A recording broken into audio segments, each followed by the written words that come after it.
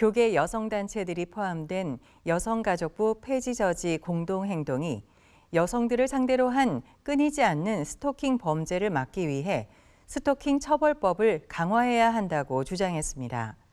성폭력 피해자 보호와 예방 등을 위해 설립된 여성가족부 폐지 움직임에도 반대 의사를 분명히 했습니다.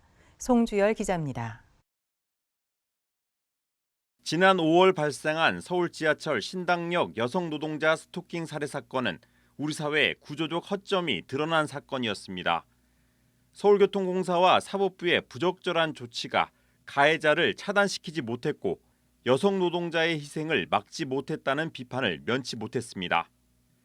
경찰청에 따르면 지난해 10월부터 올해 9월 말까지 신고된 스토킹 범죄는 29,156건, 하루 85.7건꼴로 발생하고 있습니다.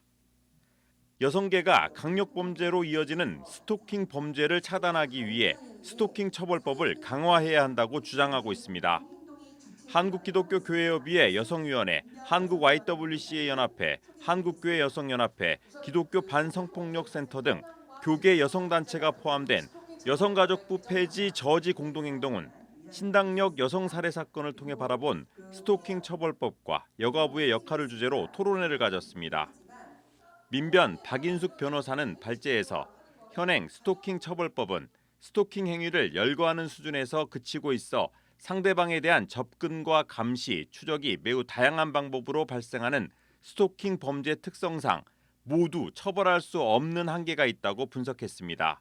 또 스토킹 처벌법의 반의사 불벌죄 규정은 가해자가 합의를 목적으로 피해자에 대한 스토킹을 지속하는 원인을 제공할 수 있다며 반의사 불벌죄 규정을 폐지해야 한다고 주장했습니다. 형벌이라는 게 자기한테 굉장히 불이익이 올 수 있다고 할 때 안 하게 되는 거잖아요. 근데 이렇게 공소권 독선으로 계속 끝날 수 있다고 생각하면 어떻게 생각해요? 이게 형법적으로 처벌되는 행위라도 하게 될까요? 안 하게 될까요? 하게 된다는 거죠. 여가부 폐지를 주장하는 정부 여당에 대한 비판의 목소리도 컸습니다.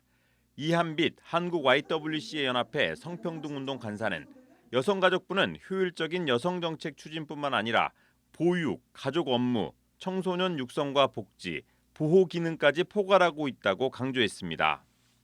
이한빛 간사는 이어 정부의 성평등 전담기구의 폐지 시도는 세계적인 흐름에 역행하고 한국 인구 절반의 인권을 보호하지 않으려는 무책임한 정책이라고 비판했습니다. 한국은 여전히 해결해야 되는 많은 성차별, 성폭력 이슈가 있고요. 이러한 내용은 구체적인 수치와 사례를 통해 확인할 수 있습니다. 이제 정부는 아나무인식으로 구조적 성차별이 없다고 이야기할 것이 아니라 구체적인 현실을 직시하고 구조적 성차별, 성폭력 문제를 어떻게 해결해 나갈 것인가에 대해 체계적으로 고민하고 대책을 마련해야 합니다. 여가부 폐지 저지 공동행동은 토론회를 마치고 피해자를 보호할 수 있도록 스토킹 처벌법을 개정할 것과 성폭력 피해자 보호와 예방을 위한 여가부 폐지 반대, 성평등 전담부처 강화 등의 요구안을 여성가족부 장관에게 전달하기로 했습니다. CBS 뉴스 송주열입니다.